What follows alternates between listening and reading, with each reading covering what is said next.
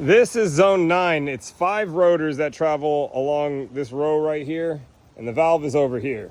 The valve is the one in the middle here. I'm going to propose that we rebuild this valve with new top and guts to see if that will get the zone working. I don't see any other reason why this zone wouldn't want to work. The pipe should travel right out of this valve, straight down to the last head by the bushes, and finish right there. So there's no broken pipe in the middle to explain the low pressure.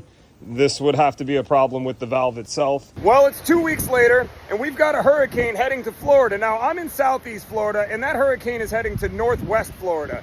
It's a big storm. We're still going to feel the effects of it, so we're expecting rain. I'm out here to get this valve replaced. Let me show you where I'm at. Originally, I thought that this was going to be the middle valve because I didn't know under the dirt there was a 4th valve over here. So the middle valve that I was referring to is going to be this valve right here. We've cleared all the dirt off of all the valves and specifically off the screws on this one. So we're going to grab the screw gun and we're going to take that valve apart. Yes, you see a Hunter valve there. That's because when all this was buried, I saw the red wires, thought I was dealing with a Hunter valve. Thank God I carry lots and lots of Irritrol valves because it didn't matter. We're going to go ahead and rebuild that valve right there and see if we can get this rotor zone back up and running. All right, with all the screws loose, we can go ahead and take the ring off, and then we can remove the bonnet and the inside parts. Sometimes these want to give us trouble. Wow, this is not normal. I'm going to have to hit this with something.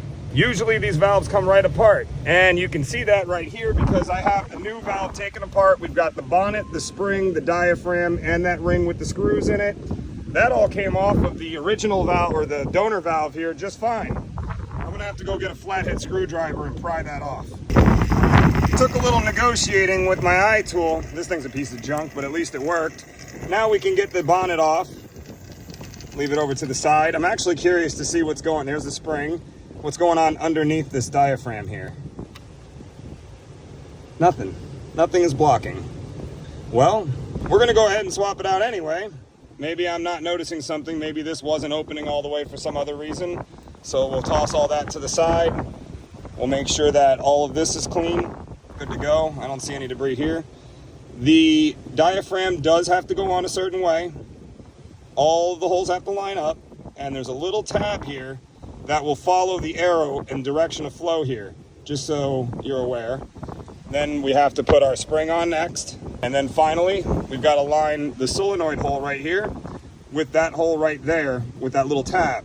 And I'm going to attempt to do this single-handedly. There we go. Now I won't be able to put the screws in with one hand because the spring will push this back out. So we're gonna go ahead and get the ring. There we go, easy peasy. Now we can move this around. We've got everything lined up. I did lose a screw right here, so we'll go ahead and clean that one up. Now we can go through with our ring on and start putting our screws back in. Now you're gonna see me use a drill. I highly recommend you do not do what I'm doing. If you have the experience to do this, then you know you have the experience to do it, go ahead and do it. If you've never done it with a drill, use a screwdriver. You will break the valve if you're not careful. In fact, I'm only going with the screw gun 95%. And then when I get to the end here, I'm actually going to use my screw gun and turn the screw gun rather than pulling the trigger for that last turn to get these tightened down. All right, we'll get these ones tightened up now. All right, and there you have it. The new valve is installed. The old valve parts are over there. All that's left to do is go turn the water on and see what the results of our work is. You know, it's amazing what a brand new valve can do. Now the zone is working. We're good to go. On to the next one before the hurricane gets us.